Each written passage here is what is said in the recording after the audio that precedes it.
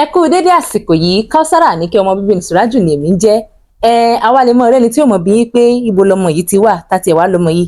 Ẹ máa bá ń sọ fún wọn wípé ìwọ nílùú mi ọmọ olódò ọba, ọmọ atẹnigbọlá ọmọ tolúberin. Àbẹ́ ẹ̀ gbọ́, ìwọ mi ò nílẹ̀kùn bẹ́ẹ̀ la ò ní kọ́kọ́rọ́.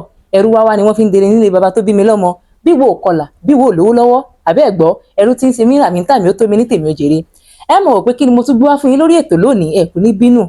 Gbogbo bí bá ṣe ń sọ tẹ̀ ń fetí yín gbọ́ pẹ̀lú àṣẹ Èdùà, èmi lẹ́ẹ̀mọ́ rí, ẹ̀yin lèmi náà mọ̀ bá.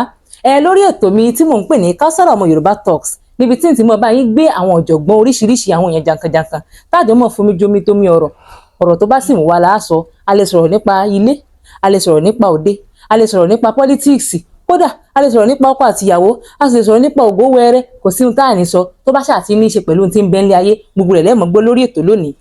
Ta wá ni ẹni tí mo kọ́kọ́ fẹ́ mú wá fún yín tí wọ́n jẹ́ ẹni àkọ́kọ́ lórí ètò mi. Ẹ̀yin náà mọ̀ eléèbó ni when you wanna do it, you do it big. Bẹ́ẹ̀ ni, kódà yín dúró níbi rárá, high level ni mo lọ. Ohun tí mo ní lórí ètò lónìí, àwọn náà ni Miss Olúwabùkọ́lá Ọ̀dẹ́dínà tí gbogbo wa mọ̀ sí ọmọdé ní gbogbo ẹ̀rọ ayélujára. Bẹ́ẹ̀ bọ́ sórí TikTok, tẹ́ bá wá ọmọdé, ẹ bá wọn níbẹ̀. Àbẹ́ gbọ́, bẹ́ẹ̀ bá fẹ́ rí ẹ̀rín àrín tàkìtì, àbí bẹ́ẹ̀ bá sì ń wá sinimá tí ó pa yín lẹ́kún, màmá mi ò fún yín ní gbogbo rẹ̀ pátápátá ni, bẹ́ẹ̀ làǹtí mi ò ṣe fún yín. Ẹ wá gbọ́, ẹ jẹ́ n fún yín ní introduction díẹ̀ nípa wọn. Wọ́n jẹ́ ọmọ akẹ́kọ̀ọ́ gboyè ti University of Ilorin tí wọ́n sì study performing arts. Bàbá wa fẹ́ gbọ́ gbogbo àwọn sinimá tí wọ́n ti kópa nínú rẹ̀ àtèyí táwọn náà ti ṣe, wọ́n ń bẹ nínú Papa Ajasco. Bẹ́ẹ̀ ni, ṣé wọ́n lè gbà á? Wọ́n ń bẹ nínú sinimá yìí náà, àwọn gan ni wọ́n ní.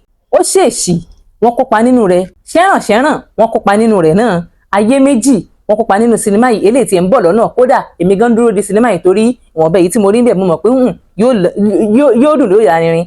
Èyí tó wá jẹ́ pé àwọn gangan ni wọ́n ní fúnra ara wọn tí sì ń bẹ lórí YouTube wọn báyìí tí mo sì fẹ́ kí gbogbo yín lọ lè wò. Òun náà ni Màmá Mohbad.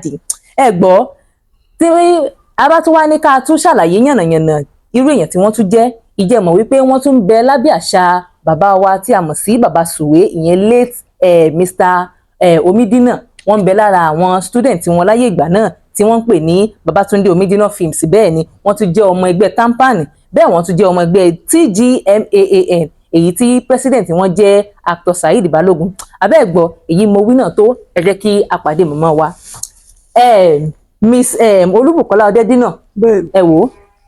Alákọ̀ọ́kọ́ mo kàn fẹ́ dúpẹ́ wípé mo pè yín, ẹ ti rò pé àwọn òun náà ni wọ́n ń pè wá. Mo pè yín ẹ sì jẹ́ mi pẹ̀lú ògo Ọlọ́run. Ọlọ́run máa bá mi jẹ́ gbogbo òpè tí yín náà. Gbogbo ohun tẹ́ ẹ bá ń gbà ládùúrà pátápátá yóò mọ yọrí sí rere. Àmín o. Ṣé wá rí ohun tí mo fẹ́ kí èmi àti yín jọ sọ̀rọ̀ lórí rẹ̀ lónìí?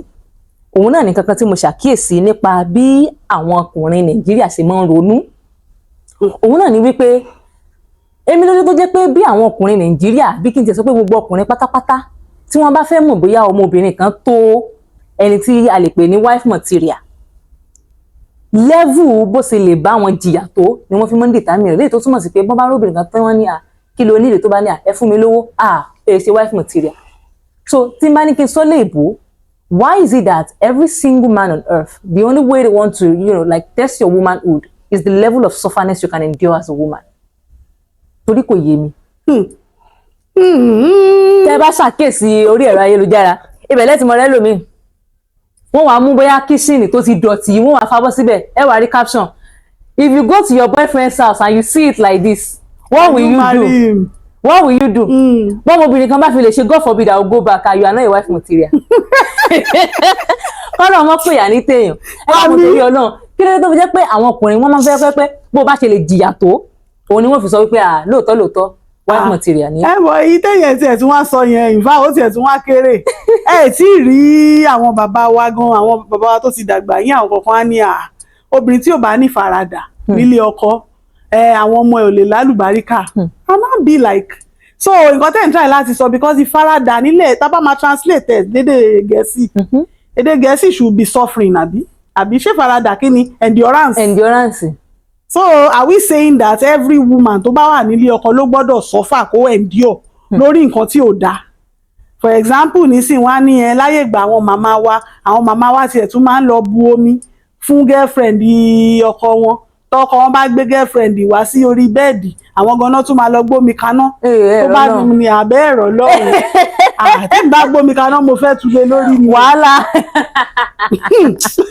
Sorry, kí ni? I have to be honest with you. Ó máa ń surprise mi.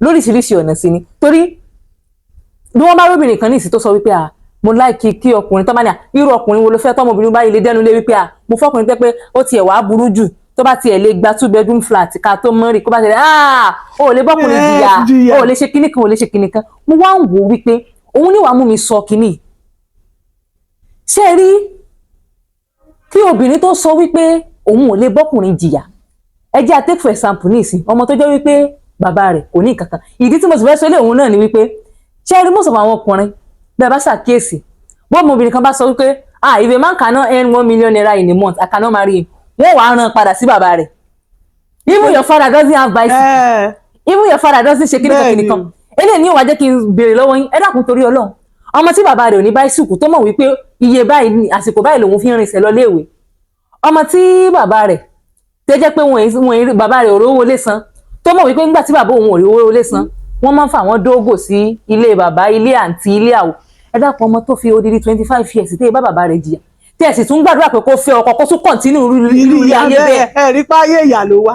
ẹ dákun torí Ọlọ́run kí la ṣe fún yín kí la ṣe fún yín torí kò yé èmi. no ṣe rí problem táwọn ọkùnrin wa ní especially àwọn present day ọkùnrin ni pé ẹ kúkú ó nà ọ̀pẹ jẹ́ ká mọ̀ wípé economy wa ò dáa ó ń eat deep sínú yín ó ń affect yín so as a result of that dúró síbi tó yẹ káwọn èèyàn ti bá yín position tó yẹ káwọn èèyàn expect pé kẹ́ wà lè really wà ń bẹ̀ mọ́ so I need help other party láti cope I think it's better that way but pé kẹ́ wá máa shy under the fact that wípé obìnrin gold digger ni pé kíní kan kí ni gold digger nínú ọ̀rọ̀ wípé ìwọ ọkùnrin lè kó gbọ́ bùkátà àbẹ́ mọ̀ pé gbogbo nǹkan tó wọ́ marriage tó wà níta nísìn ìyẹn gan pẹ̀lú nǹkan tó ń jẹ́ kí gbogbo marriage crumble most marriages are crumbling nowadays it's as a result of the issue of wípé 50-50 ṣe mọ̀ you know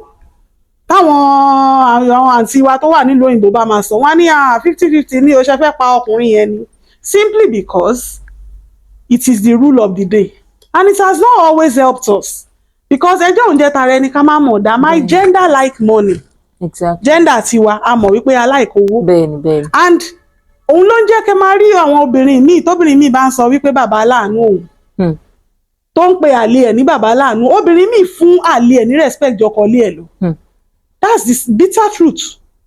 And that's because the man can, like, is financially capable. Yes, he's financially capable. There's nothing more. Nothing more. So that's to show wípé owó gan pẹ̀lú nǹkan tó ṣe pàtàkì. I'm telling you.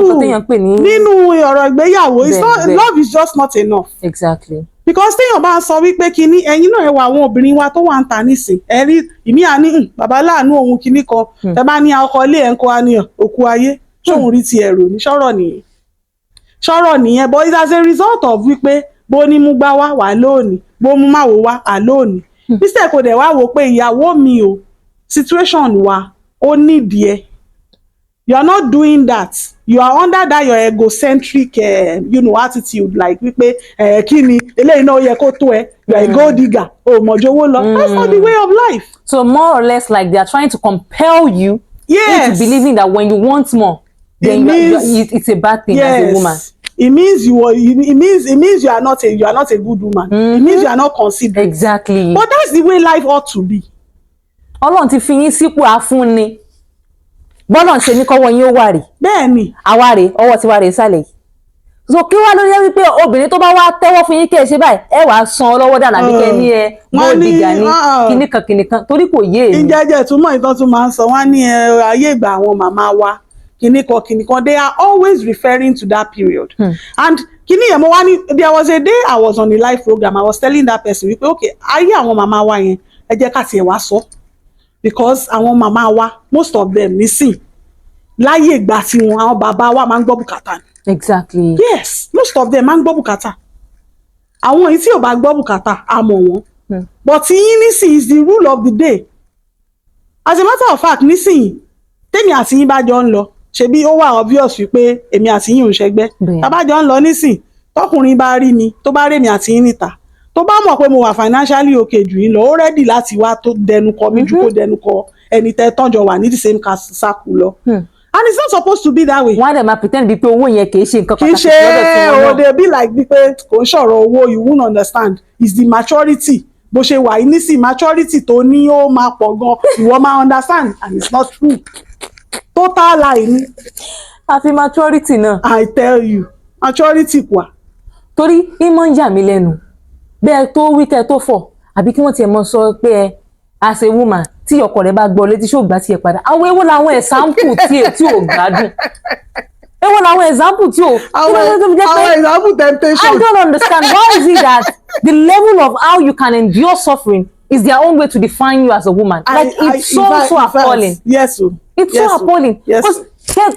Gbogbo image tẹ́ mọ̀ rí kiri nísìnyí pé wọ́n fẹ́ ṣe wife material àtẹ̀sígbọ́ tí kò múra dáadáa kò ṣe kíní kan àtẹ̀sígbọ́ when it comes to you telling a woman pé tó o bá wà dignified kíní kankan bó tẹ̀ yẹ pé yẹn náà apá kan náà ni kò túmọ̀ sí pé ọ̀rọ̀ kan gidi ọba àti gbogbo orí ṣe kíní kọ́lọ̀ ń ṣàfúnyàn lọ́kọ rẹ̀ ní fúnyàn.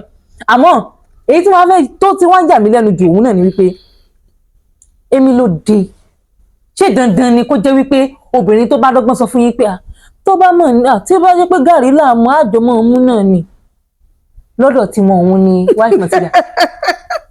And the funniest part about such situation is the fact that we've tested this theory. ẹ lọ wo gbogbo ọkùnrin pátápátá tó jẹ́ wípé ìyàwó wọn bá wọn jìyà tó wọ̀ wọn bá dé ṣé wọ́n fi ń padà fi mọ obìnrin ọ̀hún. níbo. So even that same theory of. even when you guys have you guys, that is the man and the woman, has any misunderstanding. Exactly. And the woman be like èmi tí mo bá ẹ jìyà wọ́n máa kíní yẹn máa ń trigger ó ní anger kan tó máa ń gbé lọ sí orí wọn bíi pé ìgbà yẹn ìyàwó ló bá mi jẹ. They will be like ìyàwó ló bá mi jẹ. ìgbà yẹn ló máa di tí wọ́n ló bá mi lọ wọ́ọ̀fù tí wọ́n ló bá mi lọ kíní. wọ́n ló bá mi ṣe kíní kan. But the fact that she could stay give you the morale you needed at that time. No, she's your backbone. No, that's not enough. That's not enough. ẹ rí ọkùnrin tó máa sọ fún yín wípé there is another situation like ẹ̀rọ ọkùnrin míì tó máa ní bóun ṣe ń date reason why tóun fi fẹ́ yàwó òun ní pé bó ṣe wá sílé òun níjọ́ yẹn ó bá girlfriend tó bá yẹn àwọn méjèèjì wá jọ sórí bed tí gbọ́ àwọn story yẹn rí àwọn máa ń sọ dáadáa àwọn méjèèjì wá jọ sórí bed òun girl yẹn àti ìyàwó òun làwọn jọ sórí bed bọ́ kò jà kò sọ̀rọ̀ ó kàn ra take it cool ó kàn ṣe mọ̀ she just pretended and took her eyes off òun dẹ̀ realize pé wife material lele. Oh my God. Wife material ni simply because ṣe mọ̀ kò jà kò ṣe nǹkan kan.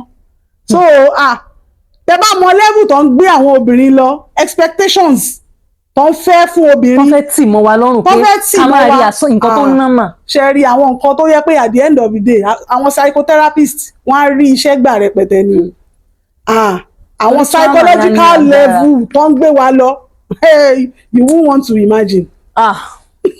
Because if you are saying that you expect your wife or your fiancé or your spouse, somebody you are serious with, tẹ́tí jọ jókòó, tẹ́tí jọ sọ̀rọ̀, tẹ́tí jọ agree with pé okay let's have a serious relationship, and then you guys are on the way tó ẹ dẹ̀ feel wípé the next thing ní pé kẹ́ wá máa wò wípé okay orí yín tẹ́ cheat ẹ ti breach contract o.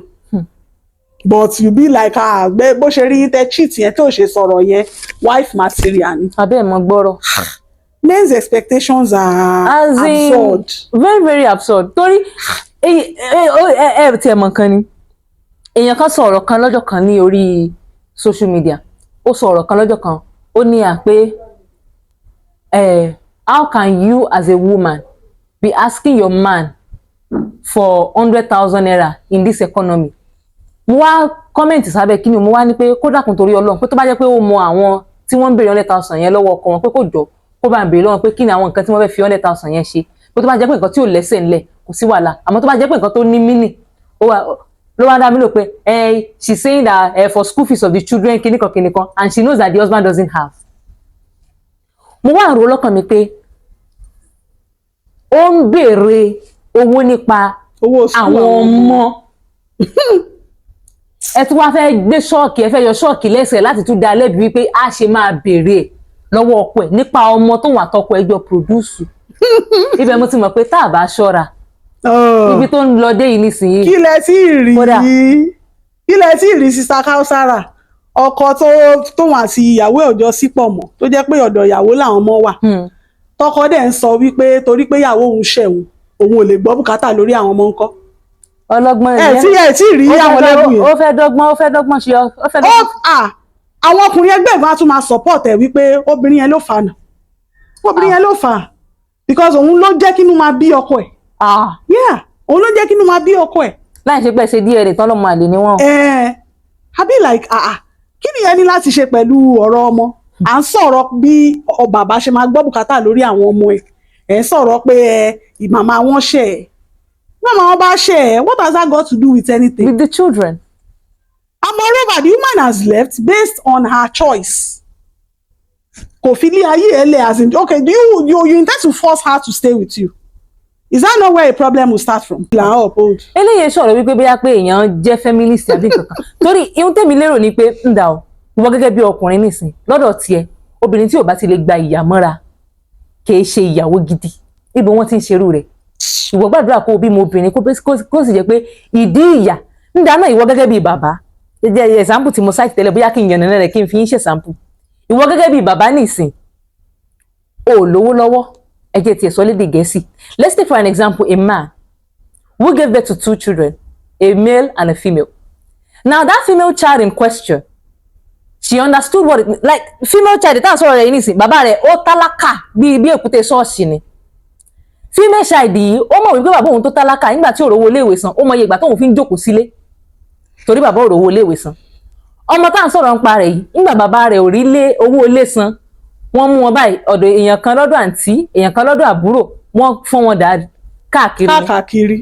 ẹ dákun torí Ọlọ́run irú ọmọ yẹn nísìnyí tó ti bá bàbá rẹ̀ gbé tí ò rí jẹ tí ò rí mu tán wá sírọ́gù títí tó wọ́n pé ilé ayé tí bàbá mi ń gbé yìí bó tiẹ̀ jẹ́ mi gẹ́gẹ́ bí ọmọ ni kí n tiẹ̀ yí padà Ọlọ́run ò ní jẹ́ ń gbèrú ayé bẹ́ẹ̀ tọmọ òun dúró gẹ́gẹ́ bí obìnrin wá ń tiraka pé àjẹ́ ń jẹ́yàn tí wọ́n wá ń birú ọmọ obìnrin ọ̀hún wípé irú ọkùnrin wo lè fẹ́ tó wá ní òun fẹ́ ọkùnrin tó lówó lọ́wọ́ ẹ wá fẹ́ dá a lẹ́bi lọ́mọ tó jẹ́ wípé ó ti bá bàbá rẹ̀ jà fún something bíi 20 something years láti ìgbà tí wọ́n ti bí wọ́n fẹ́ kó sọ́fà tó fi wọ 20 bàbá rẹ̀ ò ní nǹkan gidi kan tí wọ́n fi ń jájẹ ó wá tún ṣọ́ọ̀bù ó ń wówó fún rẹ̀ ó fi ń jẹun wọ́n wá ń bí pé irú ọkùnrin wo lẹ fẹ́ ẹ wá tó fẹ́ kó fẹ́ irú ọkùnrin bíi bàbá ẹ̀ á wá jẹ́ àlùtà continue lẹ́yìn tó túmọ̀ sí pé suffering continue ẹ dákun torí Ọlọ́run ẹ̀yin náà wo obìnrin ṣe láàánú. àwọn ọmọ ẹ̀ ń kọ́ ìgbà tí wọ́n fẹ́ sọ̀rọ̀ tiẹ̀ ẹjẹ́ àti ẹ̀tún gbóhùn tì sẹ́gbẹ̀ẹ́ àwọn ọmọ ń kọ́ tó bá so o mọ̀ wípé parental background there is nothing to really write home about and you have been able to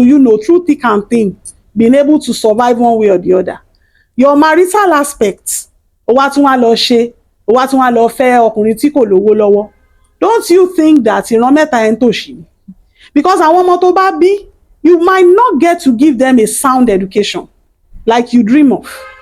But in a situation whereby, for example, ẹ rántí period ìgbà tí Regina Daniels tó wed everybody ń pariwo pé kinní kan nísìn àwọn èèyàn tí ń fi àwòkọ́ṣe ṣe ń sìn náà nobody is even saying go and get married to a millionaire or a billionaire or a trillionaire like that but at least a man that is comfortable enough I think that is good because nísìn bí mo ṣe wà yìí tí n bá ní ẹ̀gbọ́n ọkùnrin kò lè gbàdúrà wípé kémi àbúrò ẹ̀ kí n lọ fẹ́ Sufferhead kí n lọ fẹ́ òun gbọ́n máa advice mi ni pé tó bá máa fẹ́ ọkùnrin tó wà at least comfortable tó lè put food on the table. Exactly. Somebody you can struggle with and it will be easy to make it. But ọkùnrin ẹ̀gbọ́n mi á máa gbàdúrà pé kí n lọ fẹ́ ọkùnrin tí ò lówó lọ sódà máa lè máa pé brother mi ò ẹjọ́ á ní ìdí kọ́ọ̀pù gàrí nílé. Who does that? lẹ́yìn tó túmọ̀ sí wípé kéèyàn mọ̀ sọ́fà kì í ṣe flexi abẹ́ ẹ̀mọ́ tó máa ń dùn mí ni. In fact. ẹ lè mọ̀ sọ̀rọ̀ nísìnyí o ń da gbogbo tó bá ní o lè wà proud of it àmì ìwòlá àbúrò mọ́ sọ wá pé jíǹsì mo ti ń wọ̀ láti bí ọdún 5. ẹ wo ṣe rí ọ̀rọ̀ àwọn ọkùnrin máa ń wà láfẹ́bù sí mi the way they think a ti sọ kókó ọbẹ̀ fún yín don't hide under that thing of wípé I'm not able to make ends meet. You're not able to make ends meet. Just own up and let your fiancé or your partner know wípé ibi yìí ni àrùn ẹ o kó lè mọ oògùn tóun máa fún.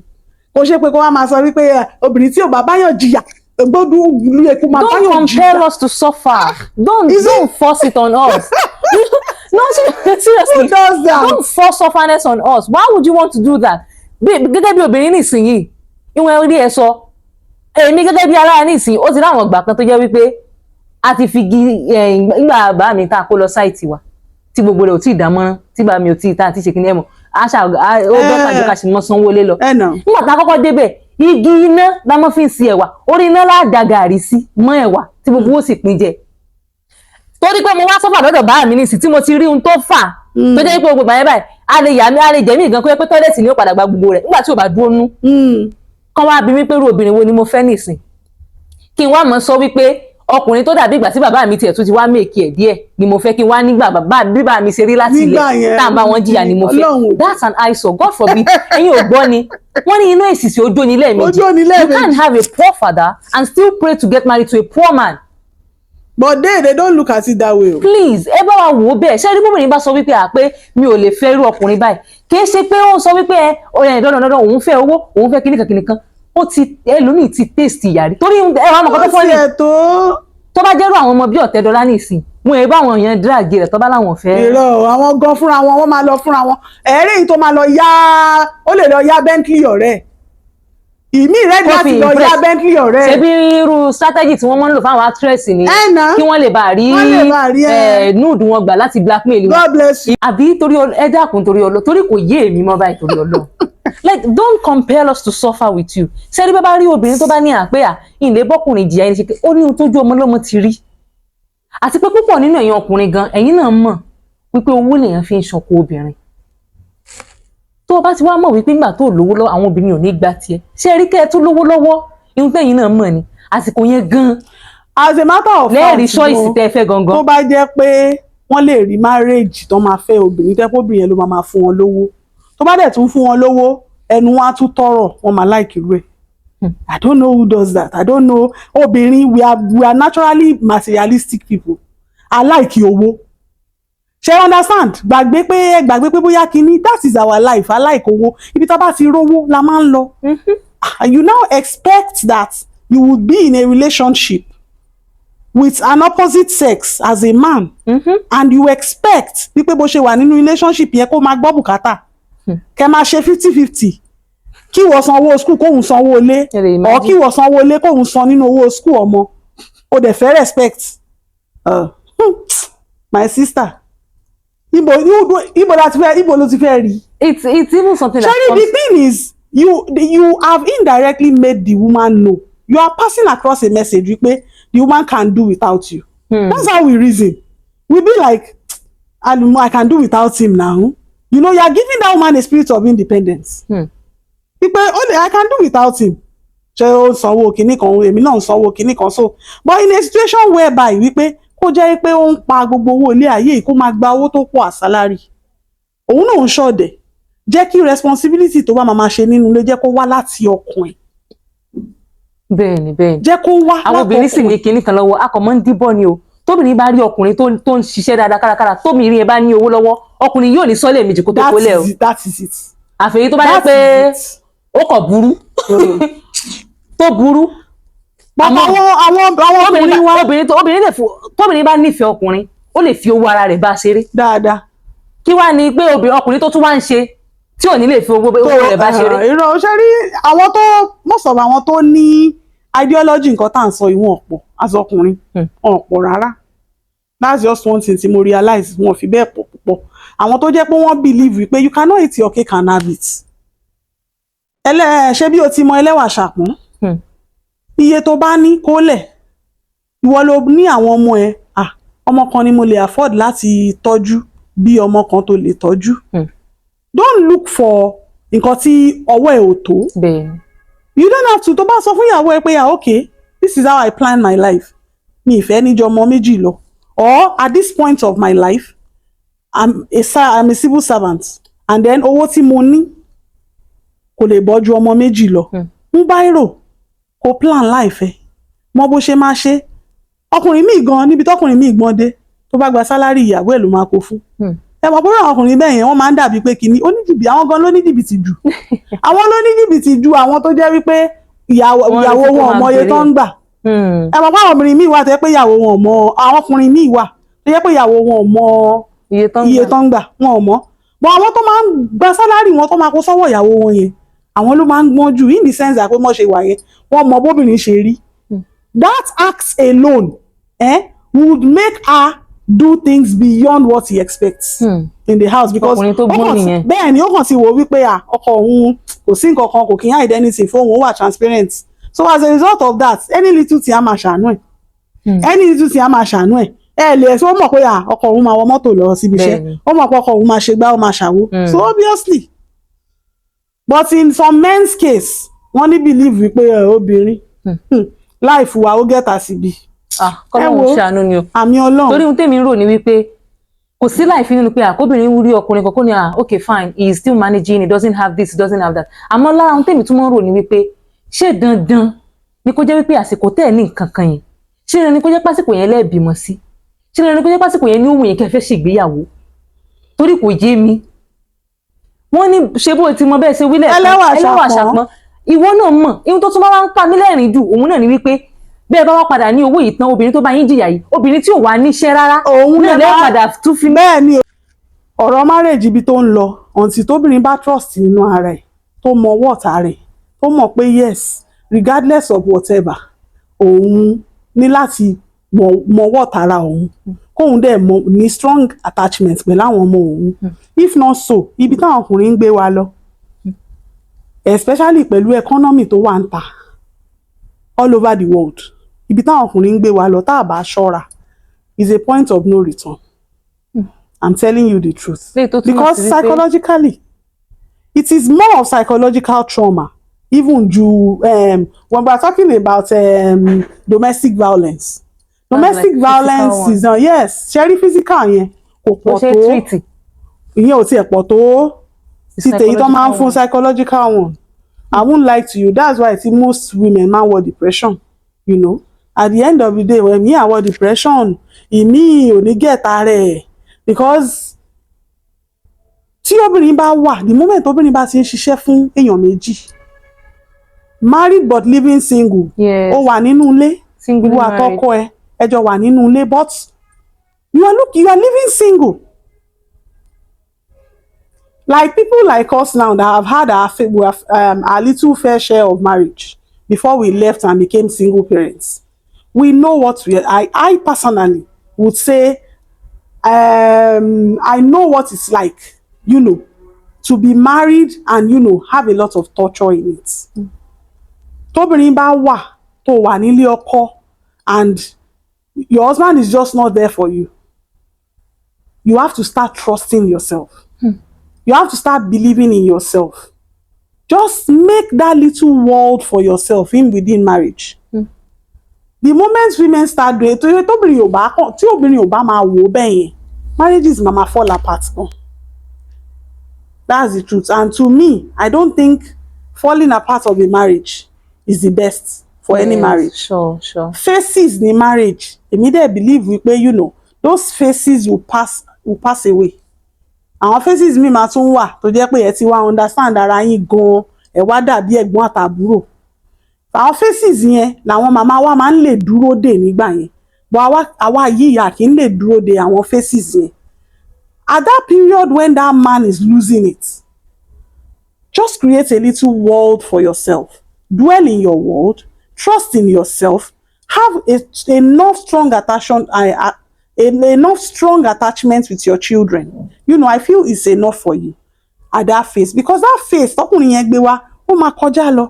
ẹ mọ̀ bínú pé mo fẹ́ kọ́ mi níbi tẹ́tí sọyún ṣé ẹ mọ̀ pé ọ̀pọ̀lọpọ̀ àwọn obìnrin ni wọ́n tún wá ń live irú fèsì bẹ́ẹ̀ ó wá tún wá jẹ́ wípé tọkùnrin mi bá tún wá rí obìnrin tó jẹ́ wípé kò wá dà láàmú mọ́ kò rí ti ẹ̀rù mọ́ ó ń tọ́jú àwọn ọmọ rẹ̀ ó ń ṣe kinní kan ṣé ẹ mọ̀ pé bó o bá lówó lọ́wọ́ yẹ kó o láàjò bẹ́ẹ̀ni ọkùnrin mi tún wá bàjẹ́ débi wípé when that said money start coming he won't want the woman to know the money has start coming how wicked can you be ṣé ẹ mọ̀ pé ìyàtọ̀ wà nínú kọkùnrin mọ́ lówó lọ́wọ́ kíyàwó rẹ̀ mọ̀ fún mi pé bọ́kọ mi bá ní owó lónìí ṣé ẹ mọ̀ káwọn ọkùnrin kan wà tó yẹ pé ó lè ní mo ti lọ lè ṣiṣẹ́ níbì kan wọ́n sì ti kówó fún mi dákun kí ni kí n ra bọ̀ wálé ṣé irú àwọn ọkùnrin ọ̀hún lóbìnrin wọn máa ń yáàyè jù torobìnrin yẹn mọ̀ wípé ọkùnrin yìí nìsín kò lówó lọ́wọ́ nìsín o àmọ́ bí ọkọ mi bá yẹ gbó kódà ó lè jẹ́ ẹ̀ẹ̀kan lóṣù lọ́kọ rẹ̀ á mọ̀ra mọ́gí sílé àmọ́ bó bá fẹ́ pọ́n ọkọ òun lé níta báyìí ọkọ mi ò fi fẹ́ lówó lọ́wọ́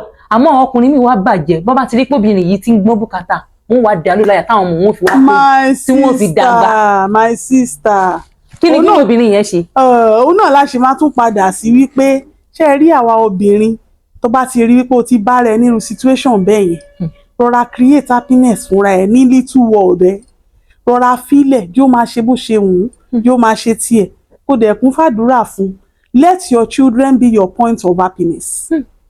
má tiẹ̀ wo ibi tó wà abẹ́ understand nǹkan tí mò ń sọ yìí because if you say you want to separation divorce has never really worked because tó o bá lé ọ̀mùtí amúgbó ló máa gbà bí ọ̀rọ̀ màmá mi ló máa sọ bí ẹni tó bá lé ọ̀mùtí amúgbó ló máa gbà ọkùnrin wọn fi bẹ́ẹ̀ yàtọ̀ síra wọn púpọ̀ díẹ̀díẹ̀ náà kàn fi yàtọ̀ síra wọn except for ìwọ tó bá kàn ti wò lágbélébùú ẹ wípé there is no go area for you when it comes to the issue of marriage or anything.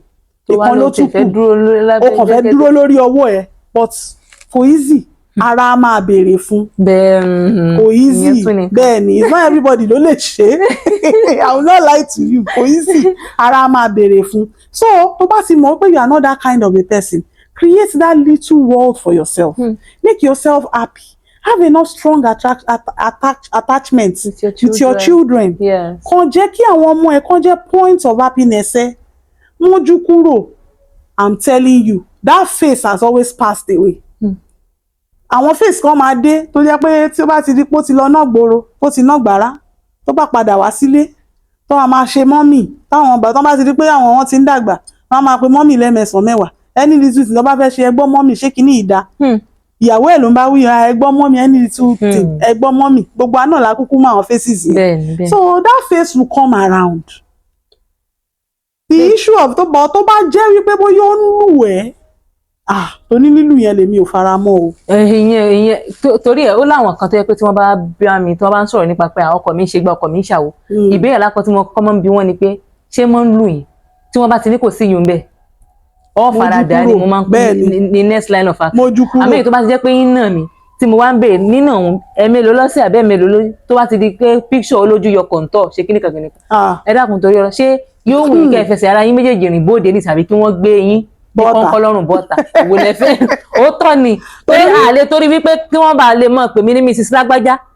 kó dẹ̀ yẹ pé nínú ilé wọ́n á lù mí fọ́ lójú Mrs. Mike Tyson ni wọ́n ti lu gbogbo ojú kó dùn mí bó wọ́n ti lu gbogbo ojú ti condemn ẹ dákun tó rọ bí olúwa rẹ bá ti wá fẹ́ fi ẹsẹ̀ rìn bọ́ta pé ẹsẹ̀ ò ti di condemn tó ti yọ lọ́tọ̀ọ̀tọ̀. Of course. So there's a difference to the level of sufferness you can endure with a man. When it comes to physical abuse, I don't think that's any form of endurance. That is a no. It's a no for me as well. That is a no. Torí kò tiẹ̀ ṣe nǹkan tó dára rárá. Àmọ́ ibi tó wá gbé dé nísìn torí àsìkò á yanjú gbogbo rẹ̀ nísìn kí. Tó o bá dẹ̀ rí ìwọ tó ń tán lù pẹ́pẹ́ tó bá ti lù ẹ́ wọ́n á tún mú ẹ wọlé wọ́n á bẹ̀ ẹ́ wọ́n bá lù ẹ̀ fọ́ lójú lọ́jọ́ kan tójú ẹ bó you on your own. My dear ọ̀rọ̀ rẹ gbọ́n. You're on your own.